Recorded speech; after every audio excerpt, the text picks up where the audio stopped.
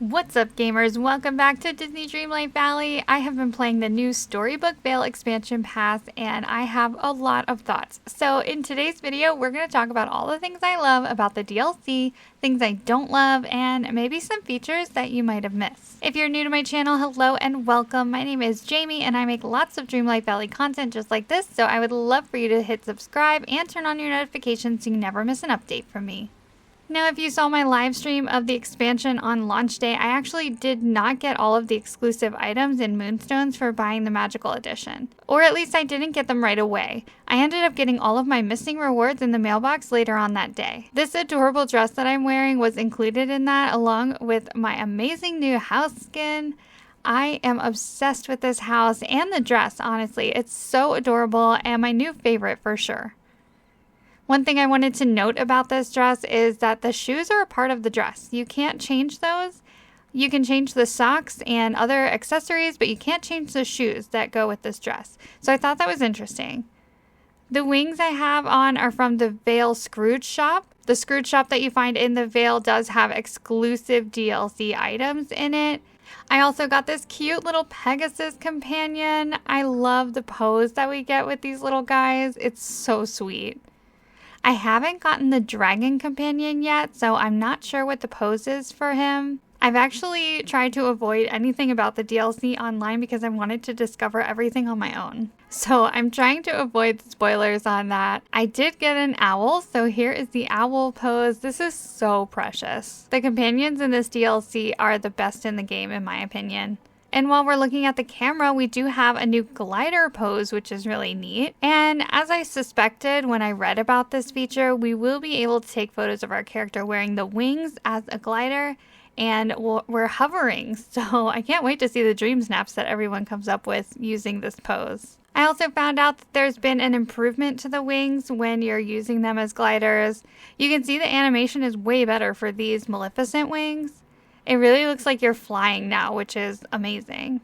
So far, I have unlocked at least one section of each biome in Storybook Vale, and I've completed the first two trials, which are the story quests, and those unlocked Hades and Flynn Rider.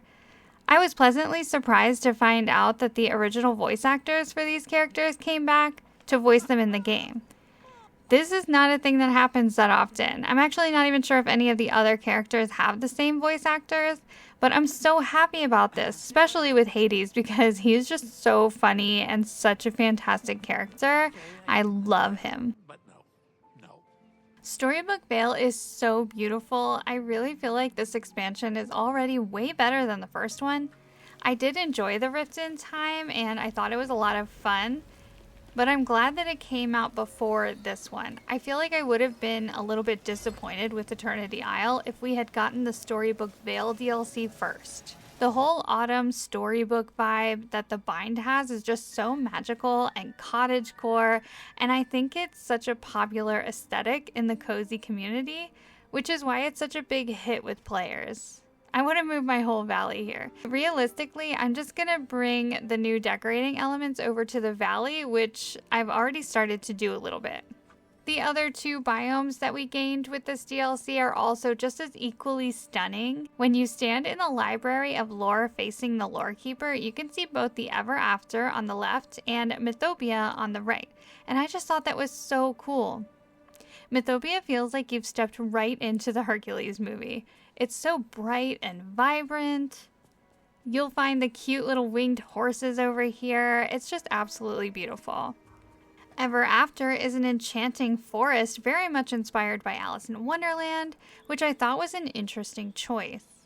It would be really cool to get an Alice in Wonderland character as a surprise in the second half of the expansion pass, especially since we will be getting a free Alice in Wonderland update for our valleys next year.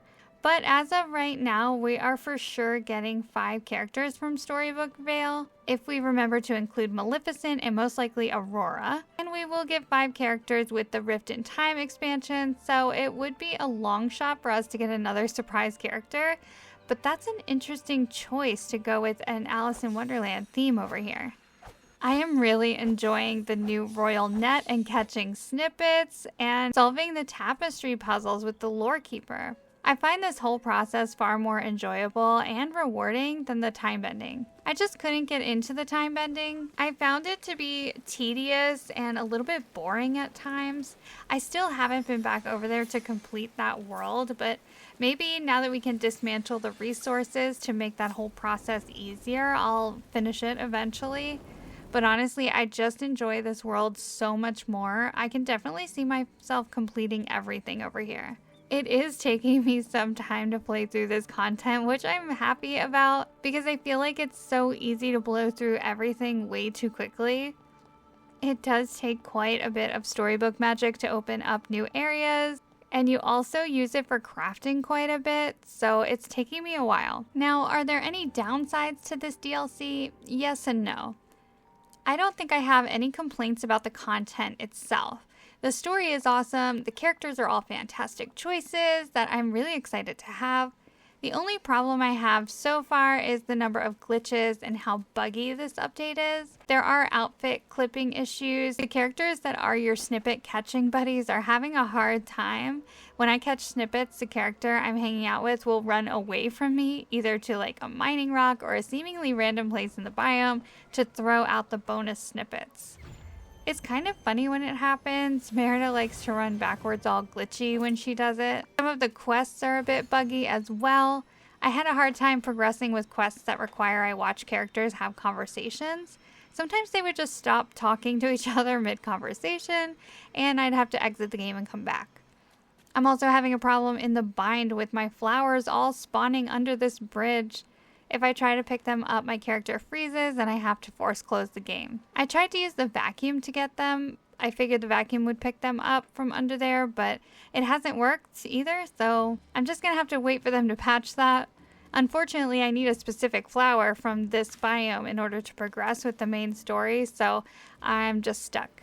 There's one bug that's kind of a good thing, and that's that I'm noticing a ton of memory orbs dropping. I've just been leaving them for now in case we have another one of those Star Path duties in the next Star Path where we have to open memory orbs. I don't know if that's a silly thing to do or not, but I thought I might as well just save some of these. Most of these issues will be patched with the free content update coming next week, December 4th. The developers did post to social media that they are including fixes on that update. I'm a little upset that they aren't doing a hot fix before then, but I guess it's easier for them to just put all of the fixes in at one time during that update. I'm not a developer. I don't know how long these things take to figure out. So we'll just have to wait until next week to get those fixes. But yeah, I think that is it for the bugs and glitches that I've run into so far. I'm still exploring and discovering all of the new resources, and honestly, I'm just grinding away trying to build up my storybook magic, but it's not like a boring grind. It's really fun, and it's brought back that feeling I had when the game was brand new. Everything is just so exciting, you know? Let me know in the comments what you think of the new DLC and how far you've gotten, and if you've run into any other issues that I didn't mention. Thank you so much for watching today, my friends. If you enjoyed this video, do consider giving it a like. It really helps my channel. I'll be back tomorrow with my usual weekly reset video. I hope you have a magical rest of your day, and I will see you again real soon. Bye!